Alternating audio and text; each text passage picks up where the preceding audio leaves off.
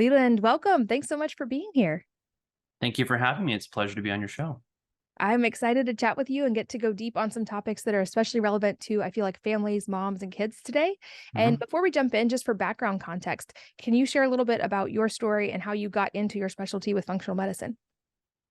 So I grew up in a family that used natural and integrative medicine a lot of the time, thanks to my mom, who bailed on the conventional medical paradigm when my sister and I got sick as infants with ear infections and allergies and sore throats and ADHD and all that kind of stuff.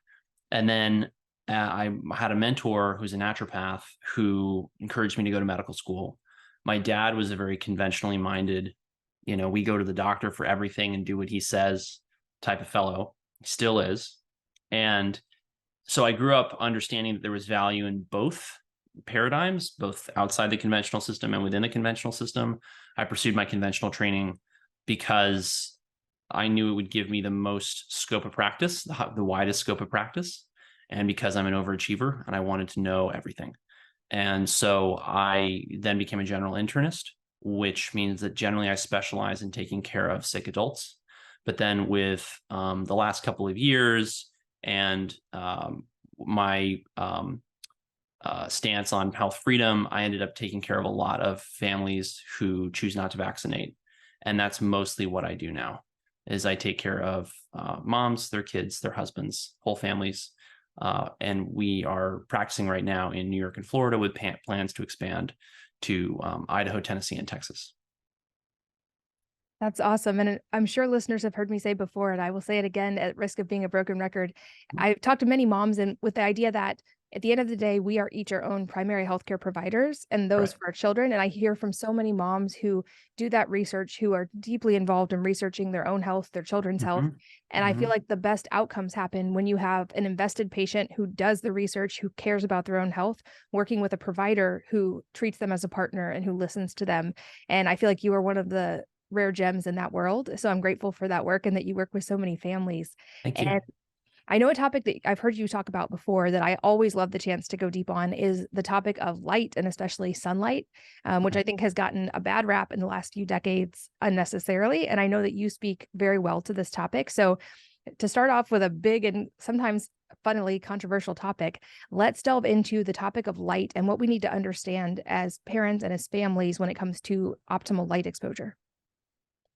Yes. And I like that you talked about having invested and motivated, patients or clients, because a lot of what I do is coaching. We actually coach people all over the country, all over the world, and I don't really like thinking of myself as, in the conventional medical paradigm, we write orders that are then delivered to patients and delivered to nurses and other members of the care team.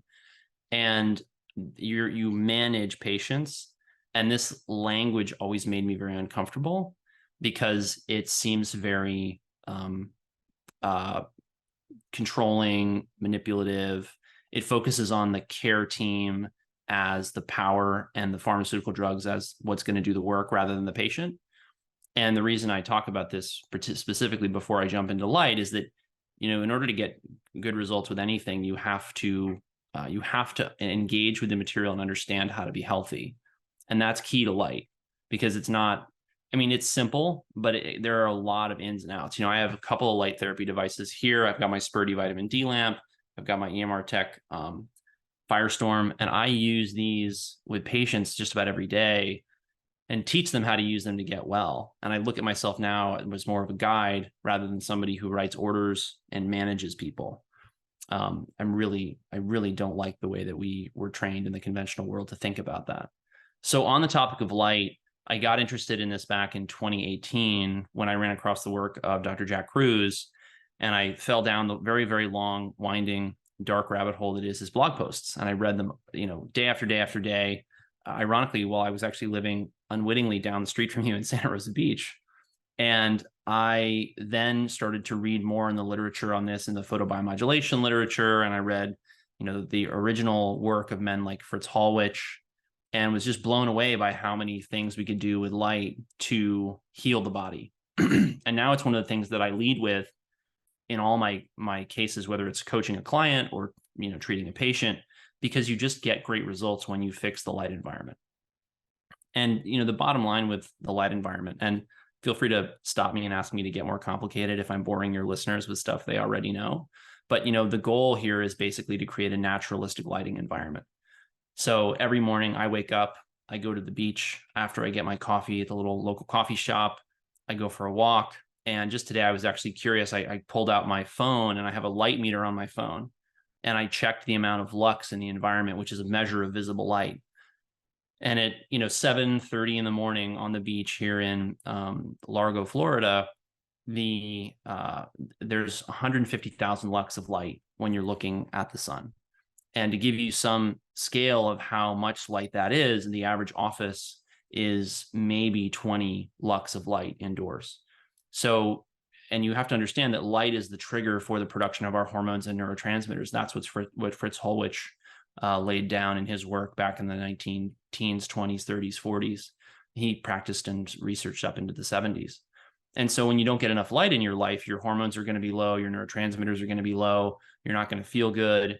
And people are going to end up relying on things like supplements and biohacks and all kinds of other things in order to basically get those hormones and neurotransmitters up, when really the problem in their life is light deficiency. I'll often tell people, get a light meter on your phone, tell me what the readings are in your home office, in your workplace, and start to think about how much are you reducing the amount of light that you get in your eye and then on your skin, because it has such a powerful and pervasive effect on the body. A great example, this was a case that Jim, my chief health coach, actually took on. He didn't even involve me.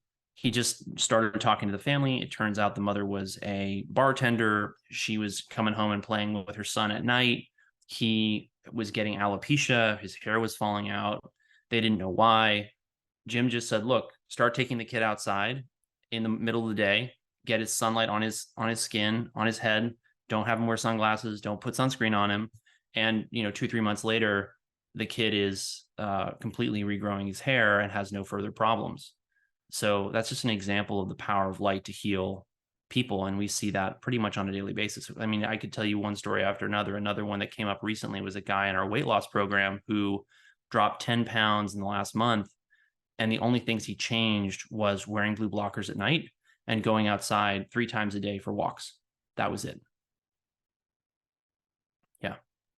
That's amazing. And I think also really important to just emphasize with parents, especially because living also in a sunny beach environment, I see all the time parents putting sunglasses on their kids and sunscreen on their kids. And I understand that we want to avoid sunburn because that is damage. And I get that, but I feel like we have absolutely thrown the baby out with the bathwater, and we're avoiding one of the biggest needle movers in health in the name of trying to avoid sunburn and skin cancer, which is proportionately a very small cancer that affects many fewer people than, for instance, heart disease, diabetes, cancer, etc. But can you speak a little deeper to like sunscreen and sunglasses in particular? Because when I say these things, I sometimes get a lot of pushback from parents, and I think understanding just how drastically these can impact our health is really helpful, especially to parents. So number one, let's put things in context, right? So skin cancer is responsible for approximately 12,000 deaths each year. It is the most easily detected and the most easily treated cancer of all the various forms of cancer in general, right? Think about the people if you're listening to this, who've actually died of cancer.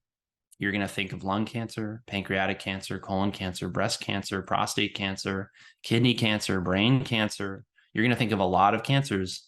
And you're going to think, yeah, and Uncle Joe or Aunt Susie had melanoma and this and that and the other thing. But for the most part, these get excised. And this is why I recommend to my patients that they actually go get skin checks with the dermatologist starting as early as 35 or earlier if they have a family history of skin cancer, because it's obviously critical to catch these things early. But the literature on sunscreen and prevention of skin cancer is very flimsy. And you have to understand why this is. Sunscreen is not a single thing. It's not like vitamin B. And even if it was like vitamin B1, right, there's multiple forms of vitamin B1. But sunscreen is an incredibly wide variety of largely unregulated over-the-counter products that are made as cheap as possible because a lot of people are shopping based on price. And when you read the toxicological effects of these sunscreens, as you can at the Environmental Working Group database on this, I think their database is called Skin Deep. It's a great resource. But they have all these chemicals in there that may well be carcinogens. And if they're not outright carcinogens, they may be converted into carcinogens by light when they're on the skin. And so there's a concern that skin cancer is actually being driven by sunscreen application. So the only sunscreens I'll use are zinc oxide and have a natural base like olive oil and beeswax, or olive oil and shea butter or cocoa butter. I mean, something like that, that's sort of spreadable.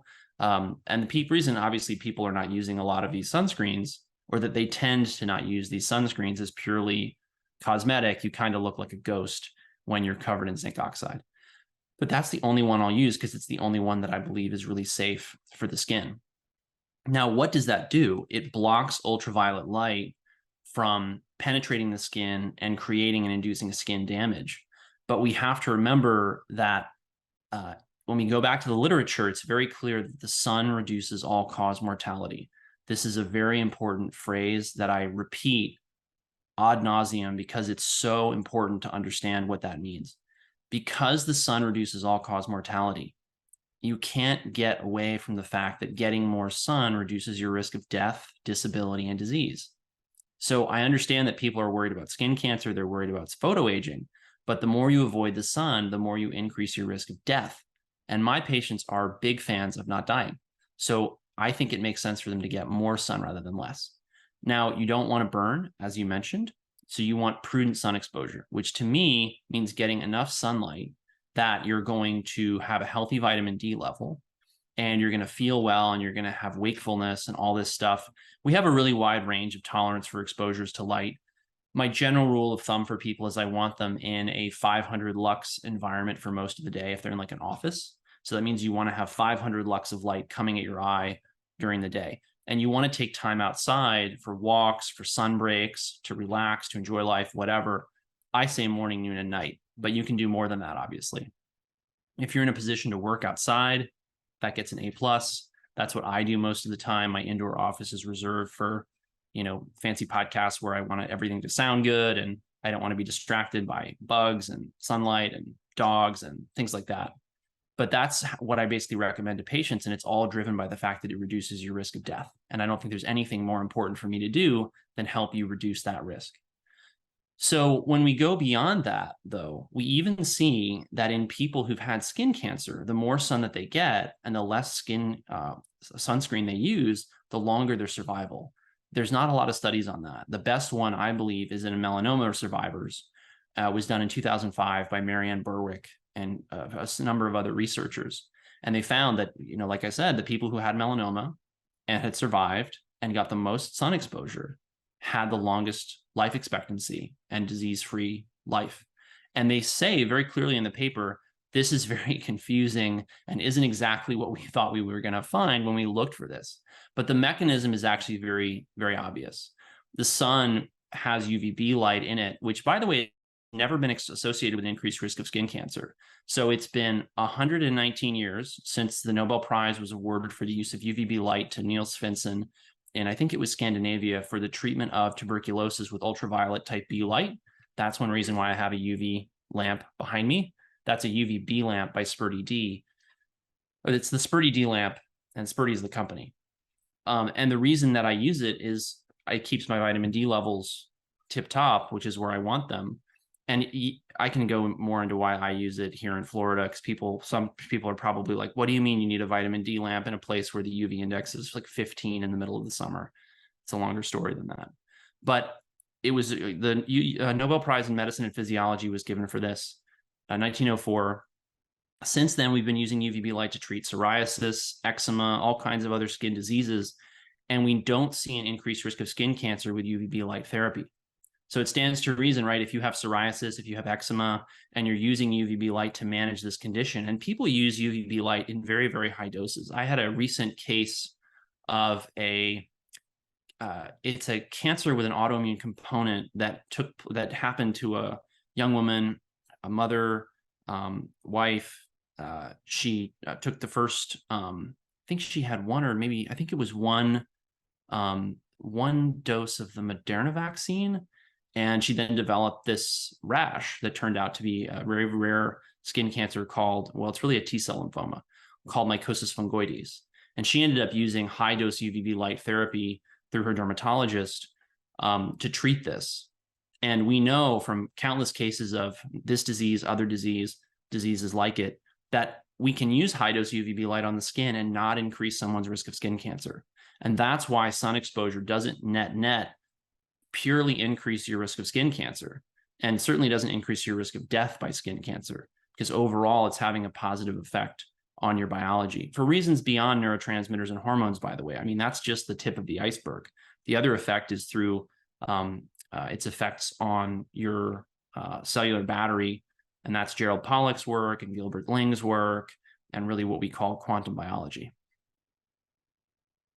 Yeah, this is such a fascinating topic to me, and I'm so glad we started here. Are there any general guidelines? I know there's a very much individualized part of this, but are there any general guidelines for minimum effective dose of outdoor light? I know with my kids, my approach is like more is better with the caveat of avoiding sunburn, but what Yes. would be minimum effective dose and what would be optimal in a perfect scenario? Wow, that's a great question. The problem is, as you've sort of alluded to, is that there is no one has ever documented a situation in which more sunlight doesn't provide a benefit to longevity. No one. And so you're right. Strictly speaking, the answer is always more is better. But I then have to deal with the, my redheads who live in Florida, and I joke with them that when they walk outside in Florida on a sunny day, they just burst into flames. So we obviously can't tell everyone to just go, join a nudist colony and be outside under the sun all of the time. This isn't feasible. Not to mention the fact that it's terrible for productivity. I mean, when I go out and sunbathe, I don't get anything done, and then I just want to take a nap, and then I want to go to sleep early, right? So it's really interesting looking at this from the perspective of a doctor who's trying to help patients not only live a long and healthy life, but also accomplish things that they find fulfilling and be functional parents and workers and so on and so forth, right? So for what I consider the bare minimum is 3 times a day outside, 10 minutes, more if possible. And then I like to see longer breaks whenever possible, and sun exposure through windows if possible. That is a nice happy medium that isn't going to leave people feeling exhausted from sun exposure and isn't going to leave them feeling tired and wiped out from lack of sun. And circling back also again to sunglasses, because I think this one is also one that's not talked about as much. Yes. And Yes. I've at least seen some data indicating that wearing sunglasses sort of blocks the body's natural response to the light hitting the eyes that creates a 100%. protective mechanism. But I feel Yes. like many people still want to wear sunglasses for comfort or for aesthetics.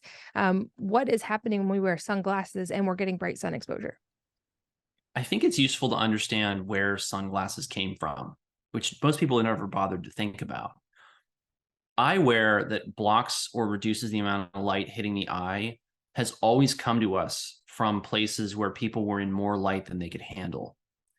The ancient examples of this were in high latitudes in the Arctic, where the snow glare, or what is it? Yeah, the albedo effect. That's what it's called.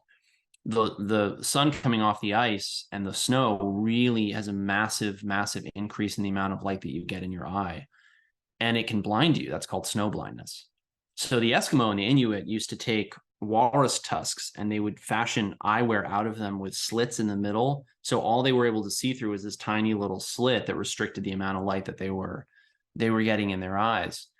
So you have to understand this was about performance.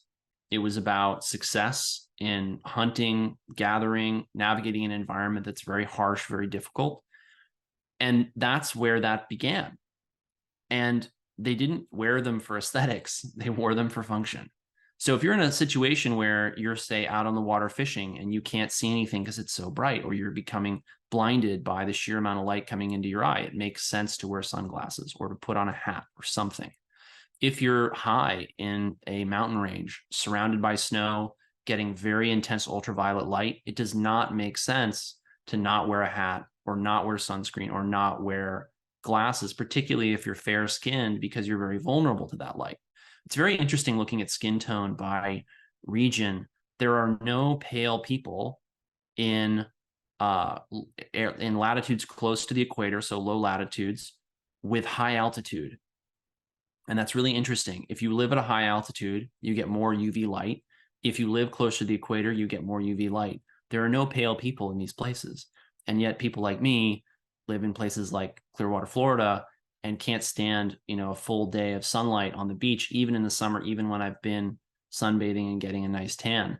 And that just speaks to our genetic potential, which means that you've got to be mindful of that in your sun exposure. And it also means, somebody who's really fair skinned doesn't need as much sun exposure as somebody else, because they're going to be able to do things like make vitamin D much more quickly, because that's what their bodies are adapted to do. So back to the sunglasses thing.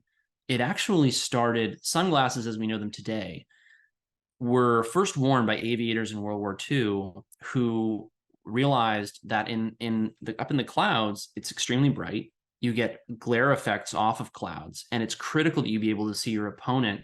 And one of the classic dogfighting tactics is to approach your enemy from behind, from the direction of the sun. And so if you're flying a plane as a fighter, your most vulnerable area is arguably the sun. And so having sunglasses would allow you to see more in that direction, which would then allow you to have a greater warning for when an enemy was approaching. And that's why they wore these sunglasses. After that, becoming a pilot and of any kind, commercial, military, whatever, these people were, heroes. They're some of the most highly paid professionals to this day. And this trend and this fashion became very favorable with movie stars, who obviously wanted to not be recognized by the general public. And so that's how sunglasses took off aesthetically. It's interesting to note that sunglasses have, they're one of the strongest deterrents in body language. They have a way of telling people that you don't want to talk to them. So we actually use sunglasses in order to modulate our social interaction. Interestingly enough, the strongest faux signal, that's what they're called, faux signals. The strongest faux signal in body language is wearing a mask. And I find that fascinating. And people dismissed that in the last couple of years. They said, there's no negative effect. I said, this is going to limit people's social interaction in a really negative way, and they're going to feel disconnected from one another.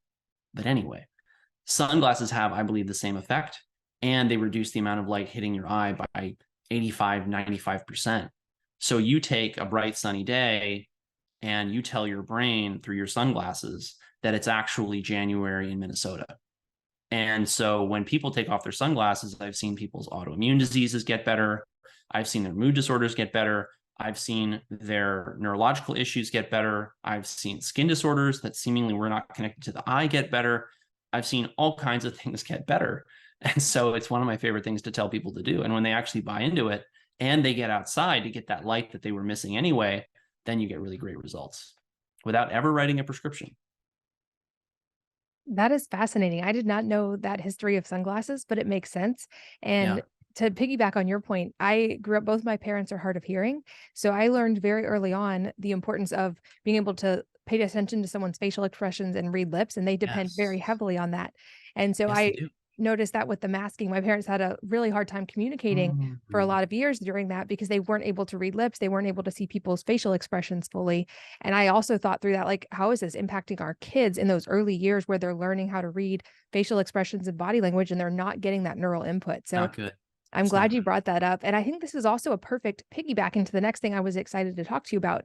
I have a blog post that's called Eat Your Sunscreen, which does not, for clarity, mean to eat sunscreen, but that we can do things. Such a clever title. Through our nutrition. Don't judge me if I write a blog post with that title, will you?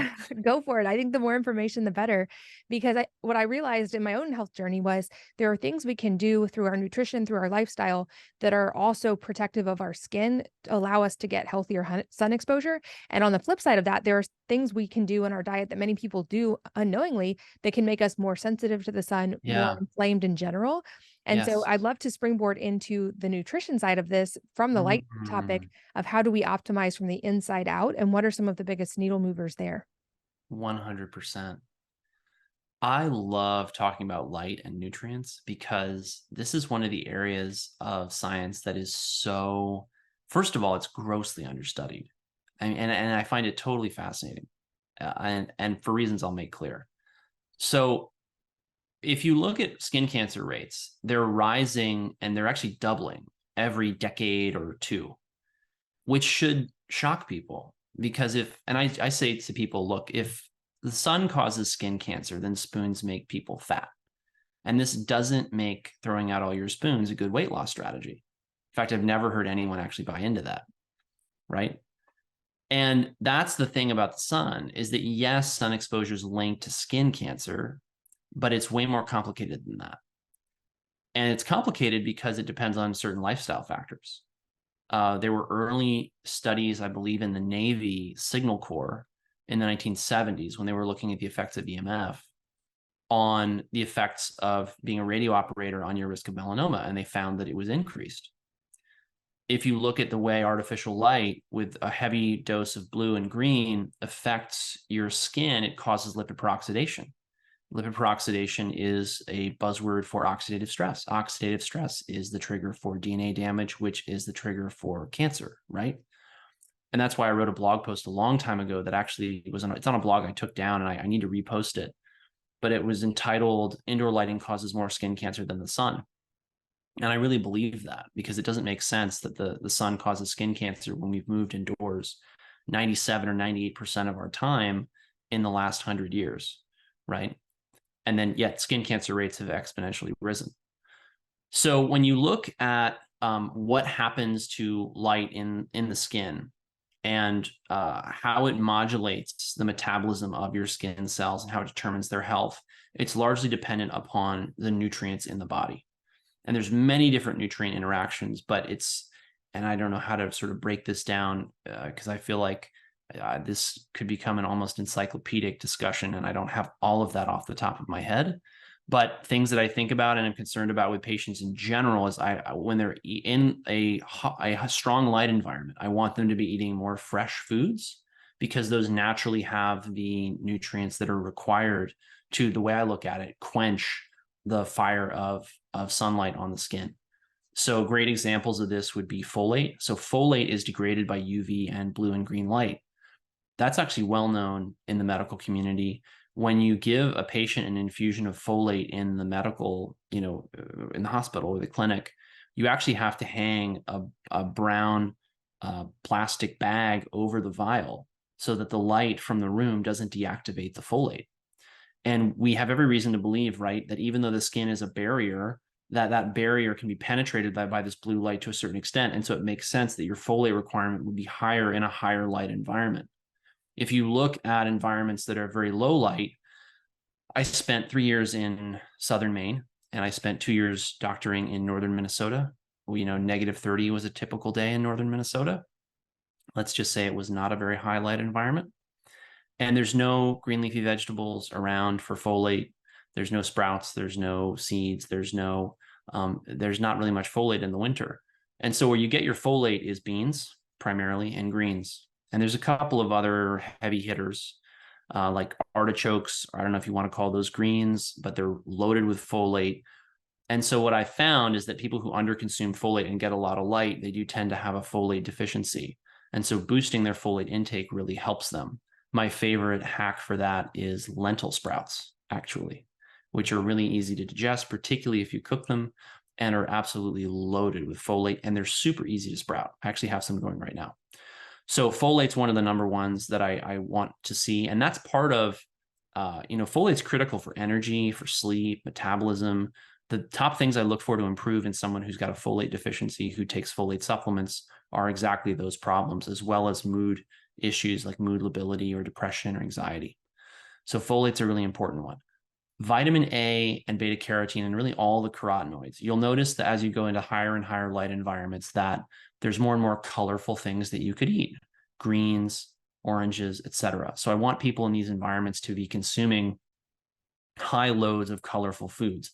They don't have to be of a specific food group, right? Because there's plenty of situations in which somebody might say, hey, can I go crazy with the mangoes and the papayas and the pineapples and the carrots and the sweet potatoes? And I would say, look, you have a problem with your glucose. Carb restriction, or at least carb moderation, is going to be key for your wellness. But we do want you to get those colorful plant compounds because they do deposit in the skin. And I know this because when I was in high school, I experimented with high dose beta carotene over the summer. I was a deckhand on a boat and I was getting a lot of sun, and I was already of a mind that I didn't want to use any kind of chemical sunscreen. And I took 75,000 IU of, and I'm not recommending anyone try this at home. I took 75,000 IU of beta carotene each day for about 3 months before the job. And I don't think I sunburned a single day. I did turn orange like a beet. I mean, carrot. But it really, I think, protected my skin. And so now, today my morning smoothie was a handful of greens powder. That's a combination of a bunch of different ingredients, and then 1 carrot. And so I get a lot of beta carotene from that. And then I get my animal-based vitamin A from things like dairy and eggs and things like that. And so, yeah, as you go further and further into higher and higher light environments, you need more colorful fruits and vegetables. Vitamin C goes along with that. And I'll use supplemental vitamin C in a lot of cases for heavy metal detox, for eradication of different pathogens. Those are the 2 main things I use vitamin C for, as well as supporting hormonal health, because it's critical for your adrenal hormones and your adrenal axis. And this is purely anecdata, so obviously it's not been well researched, but I noticed in That's right. myself when I started eating this way and when I Mhm, lowered my inflammation and really focused on mhm, nutrients in my food, mhm, my mhm. skin tone changed. So in high school, Absolutely. Irish Scottish skin, I would burn from thinking about going in the sun. And now Mhm. I also don't wear That's sunscreen. that's a new one. I will cover up when I go outside if I'm gonna be out for a long time, but I Uh-huh. notice now I can spend hours in the bright sun in Florida without Mm. burning, and I have been careful to, like, work up that sun exposure carefully, Yes. not burn in the process, but my skin tone entirely changed when I changed my diet and focused on those nutrients you mentioned. So Well, I would just love to yeah, highlight that, like, this. there's so many little hacks you can use. And my newest thing that I love is iodine. And I don't know if you've had anyone to talk about iodine. If you haven't connected with my friend, Dr. David Brownstein up in Michigan, he is the world's expert on iodine. And we did a great, great recording on iodine weeks ago now. It's over on my Substack, which is stillmanmd.substack.com. And we talked about high dose iodine because he's the guy who got me into this. And it's a very small group of us who use high dose iodine. And when I say high dose, I mean, 25, 50 milligrams or more. There's cancer patients out there taking 300 milligrams a day. And the reason I mention iodine in the same breath as the skin is that something like 25% of your total body iodine is in your skin. And iodine competes with fluoride and it competes with bromide. And those are also toxic to the thyroid gland, where iodine gets turned into thyroid hormone. And I know a lot of your listeners are struggling with, a lot of people today, and many of whom I'm sure your listeners are struggling with thyroid disorders and problems.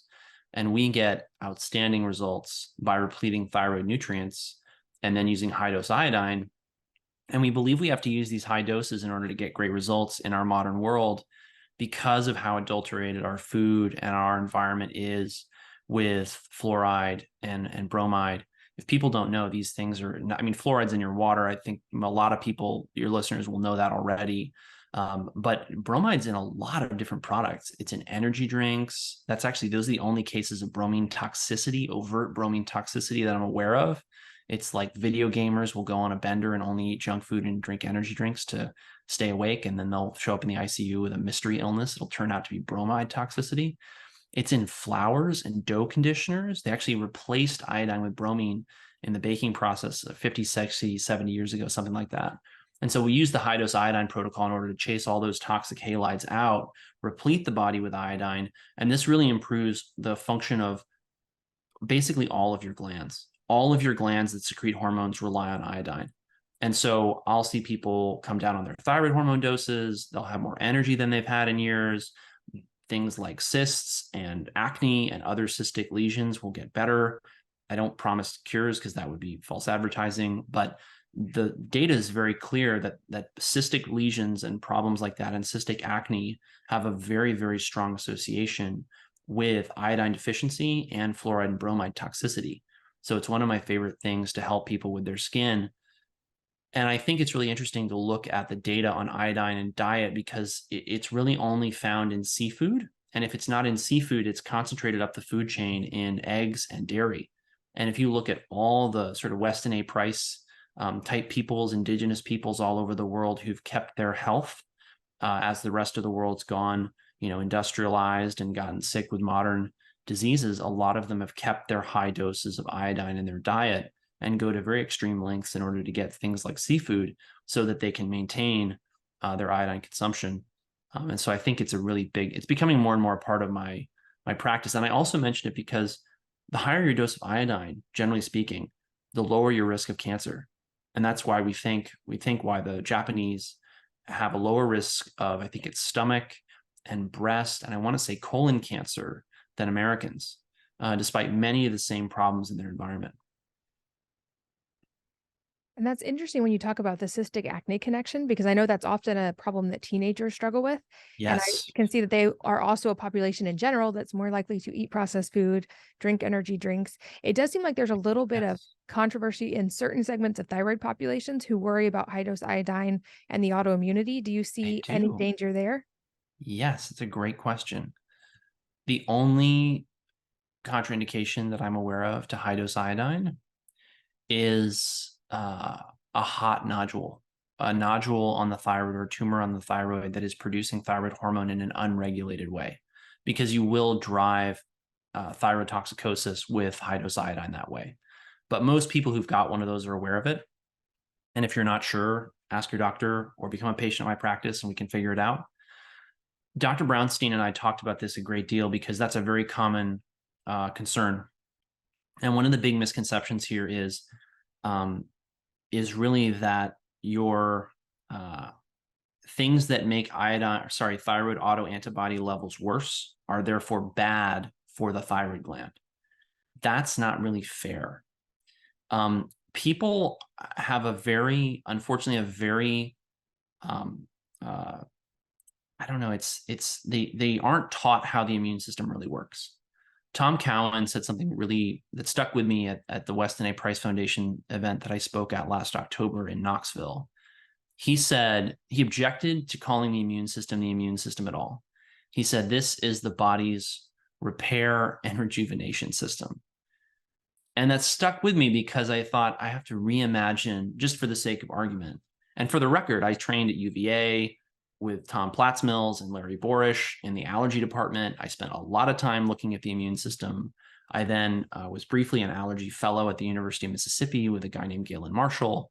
And so I spent a lot of time geeking out on the immune system. And so when Cowan said that, I thought, there's nothing really wrong with what he's just said. It is the rest and repair system. We don't have to think of it as an army or a police force that runs around the body sort of killing bad guys, right? What if we thought about it instead in the way we maybe should think about our, say, penal system, where instead of running around, cuffing the bad guys and throwing them in jail, where in many respects they become more and more dysfunctional because it's a very toxic environment, we have actually rehabilitated them so that they could be functional, healthy members of society again. Imagine that, right? And so I talked to my friend Russell Jaffe about this. Russell is a MD PhD. He runs a lab that I rely on for my allergy testing. And this is another episode on my Substack, by the way. And we had an hour and a half long conversation about thyroid antibody levels and what they really mean. And he was saying to me, what they really mean is that the body is not attacking the thyroid gland, it's trying to heal the thyroid gland. And it's not only trying to heal the thyroid gland, it's trying to regulate the thyroid gland. And I think this goes back to a really important principle or philosophy of natural therapeutics, which is that whenever we see the body doing something that we think it is wrong, we should be asking the bigger question of, why is the body trying to do this? You always have to think about the body as having an infinite intelligence, and it's trying to do what it's supposed to do, but you're not giving it what it needs to either accomplish that, or you're not putting it in the right environment for it to to know what to do properly, right? And that goes back to our discussion of light, because really the body is trying to survive and do what it's supposed to do in the light environment that you give it. Light is a signal. That's how your body interprets it. And so when you give your body bad signals, like thoughts of artificial light at night and lack of sunlight during the day and crazy, weird spectral, imbalanced spectral compositions of light coming at your eye out of fake screens that don't have red and infrared and the healing frequencies, then no wonder your immune system gets confused. And that's part of why we're seeing an explosion of autoimmune and allergic diseases in a world of artificial light at night and lack of sunlight during the day. It makes sense. I love that you brought up the concept of the body's infinite intelligence. That's another theme on this podcast, is that, Yes. and I had to learn to reframe this for myself when I used to have autoimmune disease, is that my body's not trying to kill me. If it wanted to do that, it could do it instantly in less than a second. The Right. body's always on our side. It's always wanting to move toward healing. And if we reframe it that way, what do we need to do to support the body in that process, either in removing things that are inhibiting that or giving it nutrients that it needs, light that it needs? And I think this also springboards into another topic, which has been a rabbit hole for me in research lately, which is the topic of minerals, because it's no secret that our food supply is much lower in many of our vital minerals than it used to be. Yes. But I'm seeing more and more people wondering, is this linked to some of these random health occurrences that we're seeing happen in young people, that like even like selenium deficiencies or all of these different nutrients that affect our body in different ways? It seems like, at least in the patterns I'm seeing, we might have some really widespread mineral deficiencies, even a very basic ones like sodium and potassium going on. Yes. And I love minerals. I will not shut up about minerals. They're my favorite things to change in the diet, and then to change with supplements. So, what was your exact question though?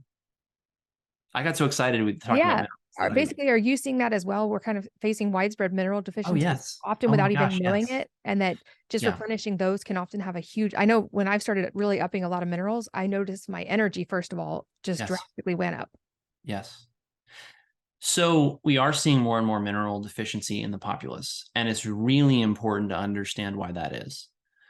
So you have to remember that everything that you do in life requires energy. And there's what we call obligate nutritional losses. Like every single time you take a breath, right, the muscles have to contract and air is going to move into your lungs. And that air is actually going to take a certain amount of water out of your lungs that's going to evaporate.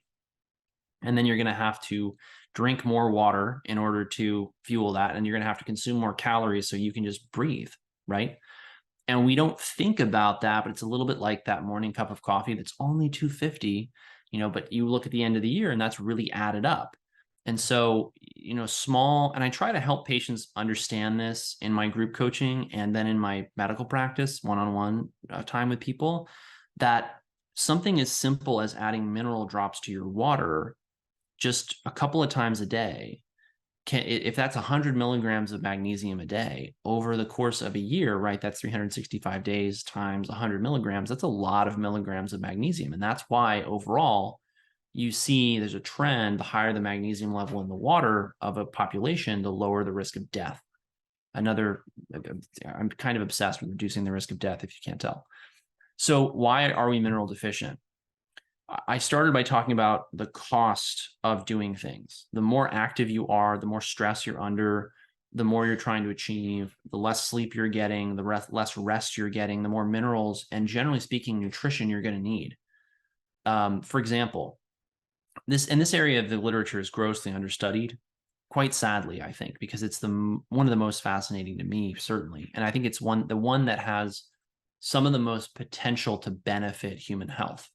So if you look at something like, noise pollution, there's a study I have that I can pull if you want, where they showed that exposure to 100 decibel sound over 4 hours increased your urinary magnesium losses by like 100% for 3 or 4 days, right? And so we don't think of nutrients and loads in these ways, right? But let's say that you are a survivor of some kind of horrible trauma and you're reliving it every single day, and it's triggering cortisol and adrenal hormones, and it's causing you to feel fearful and anxious every single day. That's creating a tax on your minerals.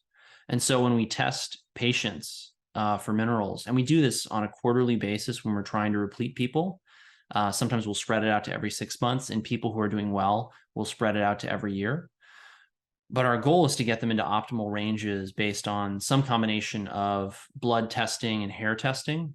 And so what you'll see is that the people who are under the most stress are the ones who have the most trouble getting to a normal or optimal level of that mineral. And the people who are under the least stress have the least problems with this. And this isn't any specific type of stress. It's psychological stress and emotional stress and EMF stress and light stress and noise stress and athletic exertion and sweating and all the other kinds of stress. Cold stress, you'll see some pretty profound deficiencies in people who do a lot of cold therapy. Sometimes that is, because that's a really big stress. I mean, coming back from to normal temperature from a ice bath for 20 minutes is a lot of energy and requires you to burn an enormous number of calories. So that's why people are more deficient, in addition to the fact that we aren't repleting minerals that are being pulled out of the soil today. And we've been farming the same soils with the same methods for generations. And now, of course, we're loading them with pesticides and herbicides that are going to require our bodies to make things like glutathione to detoxify them, while at the same time they're poisoning the things that make energy, the mitochondria, that then allow us to make glutathione. So we're stuck in a tough period of history where we have immense knowledge and lots of resources and wealth and in relative terms. And yet, we've created an environment where it's very expensive to be well, because of how the world's been mismanaged by the people in charge. Yeah. And I love that you brought in the stress connection. I definitely have seen that play out in my own life as well. And then when I dealt with some of the emotional trauma, my physical health drastically changed. But I also am Yes. aware of things like you mentioned sweating. Sauna, I think, is one of the best things we can do for our health if we have access to it. Or certainly we know movement and working out very important for health. However, anything that's increasing sweat is also reducing our minerals. So it makes me Yes. aware of replenishing those. I work with a lot of high school athletes, and that's something we talk about very often is like we live in a very hot environment. You are Yes. working out multiple hours per day. I've read Yes. the statistic that an athlete in 5 years can lose more minerals from sweat than a sedentary person does in a lifetime. So it's not that that's a bad thing, but a thing to be aware of in replenishing it. Yes. Which I think springboards into another nutrition topic that's also a soapbox for me that I want to make sure we get to highlight here, which is the importance of protein. I think for women especially, this is often overlooked, or women are worried about eating too much protein. They don't want to gain weight. They don't want to bulk up, which, having now tried to put on muscle for years, I laugh at the idea of it in hindsight. But I would love for you to break down the importance of protein and any general guidelines around that for optimal health. Great question. So Jim Laird, my strength conditioning coach, and I have done some deep dives on this on our morning. It's technically a podcast, but our morning talks together, where we really get into this because it is a long discussion. And to give you guys the 50,000 foot overview, you have to understand that protein is critical for anabolism, which means building and maintaining muscle. And muscle is the body's engine. The more muscle mass you have, and this kind of breaks down at higher loads of muscle mass, where it becomes sort of almost too expensive of an engine to keep running. But the more muscle mass you have, generally speaking, the more robust you are. And we see this very strong association between optimal hormone levels, whether you're talking about growth hormone or testosterone or estrogen or progesterone, with higher levels of muscle mass relative to body fat. And there's a lot to that, right? But in order to maintain muscle mass, you need to have an adequate load of protein in the diet. Where I like to start people is just with eating a solid protein at every meal, because many people have the idea that they're eating a protein when in fact they're eating a very small amount of protein. A great example of this would be yogurt. The same 8-ounce serving of yogurt could be 10 or 15 or even 20 grams of protein, and it could be as little as 5 or 6, and it could be loaded with sugar. It could be loaded with artificial sweeteners and artificial flavorings and additives. So thinking I ate a protein or I eat enough protein can be very misleading. When I've done, and I do comprehensive nutritional reviews with people where we go over everything that they're eating, and we'll see that people who think they're eating enough protein are eating 20, 40, 60 grams of protein in a day, when I might, based on their size, say you need to be eating more like 100 or 150 grams of protein in a day. And so my first question to someone when they say I eat a lot of protein is, what does that mean? Because, you know, you'll find guys like Jim Laird, who he's 250 pounds and 5'10", and could, you know, run through a brick wall. And his idea of a lot of protein is like 300 grams in a day. And that is something like 4 or 5 steaks and 3 or 4 cups of bone broth, plus some bacon and eggs. And so, you know, people come to me and they're like, how on earth do I eat this much protein? And I'm like, look, trust me, sit down with me in a group coaching call, tell me what you're eating. I'll give you some feedback. I'll give you some tips, some tricks. It's little things. Like, for example, pork sausage is about 75% of its calories come from fat.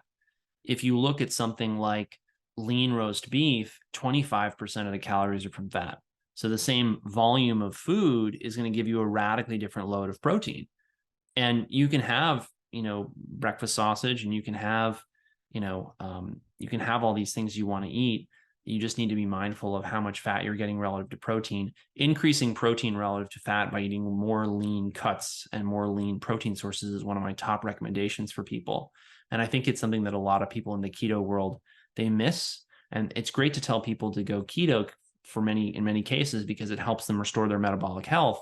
I'm not knocking the diet in general, but you have to be mindful of the fact that many people will go high fat, low protein, and they'll actually end up with problems with their metabolism that are fueled entirely by the fact that they're not getting enough protein. And then they don't get the gains that they want, and they don't get the weight loss that they want, and they don't get the improvement in their symptoms that they want. And it's just a matter of picking a different package of meat off of the grocery store shelf. Yeah, I'm so glad we got to talk about that. I've shared a little bit before my personal experience with that, but I had to sort of retrain my body and my metabolism to be able to eat enough food after years of chronic dieting. And working up my protein was one of the, I think, biggest needle movers, not just in losing weight, but in my sleep and my energy levels. And now it's something I'm very aware of with my kids, especially with their athletic output as well, is like we're rebuilding that muscle during sleep, and we need amino acids to do it. And Right. I'm so glad we got to talk about that. I think this is we're going to eat food anyway. It's like you said, a simple shift we can make that can drastically help our health and our metabolism when we're aware of it. Absolutely. And that is, just by changing my protein intake and going to the gym 2 to 3 times a week, I put on 24 pounds of muscle in the last 9 months. That's impressive. As a female, I haven't done it that quickly, but I have seen drastic strength improvements. And I had my first 3 times body weight lift recently. And I Nice. would not have been able to do that without the consistency of strength training, which I think is its Yes. whole, it could be a series of podcasts on its own, but the data is extremely clear on that for being a marker of longevity. The more lean muscle mass that we carry, it reduces risk of all-cause mortality as well. I'm sure you can speak to Right. that even better than I can, but Right. I think for women, especially moms, and especially as we move into different decades of life, I think the things we've highlighted, like light, protein, getting enough minerals, improving our sleep, those are all huge needle movers in our health. And we know from the data also that a mom's level of health and fitness has a direct relationship on her children's level of health and fitness. 100%. And that's one of the things that Jim and I see with the women we help lose weight. And Jim, the majority of his clients over the last 25 years of his career have been women, from, you know, high school athletes to, you know, retirees. He's coached plenty of men, for the record. But, you know, one of the things he'll say to women who are focused on losing weight is, he said, it's not about losing weight, it's about gaining health. And you can not lose weight, and you can actually gain weight and lose dress sizes. And that's a really important concept for women to understand as they age. As you age, you're naturally going to have more body fat, because that's part of the aging process. And women will make the mistake of focusing on the scale rather than focusing on how their clothes fit and their body composition. And just by lifting, they're going to put on dense muscle mass.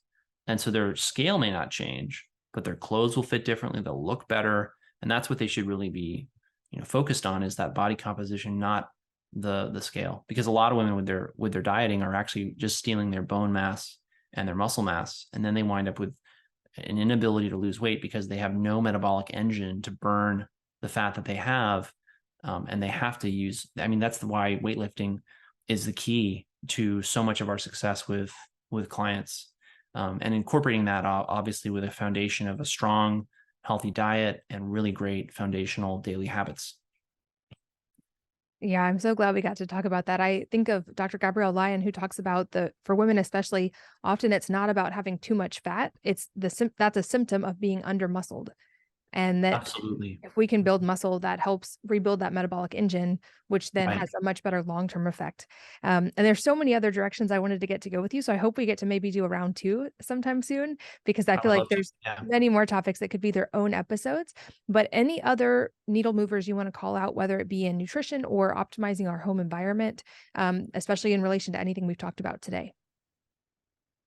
If I had to sum it up, because we talked a lot about light and getting out in the sun, but disconnecting from technology is just as important. So having hardwired computers at home so you're not constantly exposed to EMF. I think keeping your phone in airplane mode is very good for not only your EMF, so to speak, health, but also your mental health. I don't think it's healthy for us to be constantly interrupted and constantly available to the world. As a doctor, I'm basically on call for a very small number of patients in my concierge program. And they know my phone's on airplane mode because I don't want to be microwaved 24 hours a day, 7 days a week. And so they know I'll get back to them whenever I can. And that used to be normal, right? It used to be normal that you couldn't get a hold of somebody, right? And I was taught as a child, you're not supposed to call your friends before 9 o'clock in the morning and after 8 o'clock at night because that's rude. I mean, how far the world has changed, right? And as that's happened, right, our mental health has really deteriorated as a society, obviously. And then blue blockers are critical, and that's just I'm sure that's just bread and butter old hat type stuff for your audience at this point. I remember when blue blockers were like a new thing and no one had heard of them, and I remember meeting Matt Maruka right when he was starting Raw Optics, and was the first kid on the block with a pair of blue blockers. So yeah, but it's so critical that people actually commit to that. Like, one of the things on my list right now is actually a garden timer that I can set so that the router in my house will turn off every night without me having to unplug it, so that I am proactive about getting to bed and not staying on technology too late. And little things like that are the kind of things that we help people troubleshoot in our group coaching calls, so that they not only know the theory behind what to do, but they have practical solutions and then accountability to making it happen, which is the key to results. That's an awesome tip. I've done that as well, where the digital timer just takes down the Mhm. Wi-Fi at night, and it's so great not to have to remember to do that, and Mhm. great for kids as well, because then they get enough sleep also. And as I mentioned, we'll do a round two because there's whole topics we didn't even get to touch on. But for today's episode, last couple of questions. The first being if there's a book or number of books that have profoundly impacted you personally. If so, what they are and why. I have to say the Bible. And then I didn't know it was a group of books because I only had one. But my top books that have really changed my thinking about medicine would be um, The Influence of Ocular Light Metabolism on Animal and in Man by Fritz Hallwich. That's very much a more academic book. And that one is almost, I mean, I don't know, that has to be like the top. But then works by guys like Theron Randolph. He wrote books on allergy and immunology. They were very powerful in changing how I thought. The Invisible Rainbow, that one's behind me. It's right there. That's Arthur Furstenberg's book on EMF. And I'm trying to look at other things on my shelf. There's just so many good books out there. But those are, if I had to pick a top three or top four, I think it would be those. Yeah. Awesome. Well, I'll put those in the show notes at wellnessmama.fm for all of you guys Cool. listening on the go. And lastly, any parting advice for the listeners today that could be related to the topics we covered or unrelated life advice that you find helpful? Just remember that you are the placebo. So you have to tap into that for really good healing to occur. Also, another topic that could be a whole episode. I love that. It could be, yes. Yeah. Leland, thank you so much for the time. This has been such a fun conversation. I know we have much more to cover, but I'm very grateful to you for being here today. Thank you for having me. It's a pleasure. And thanks as always to all of you for listening and sharing your most valuable resources, your time, your energy, and your attention with us today. We're both so grateful that you did. And I hope that you will join me again on the next episode of the Wellness Mama podcast.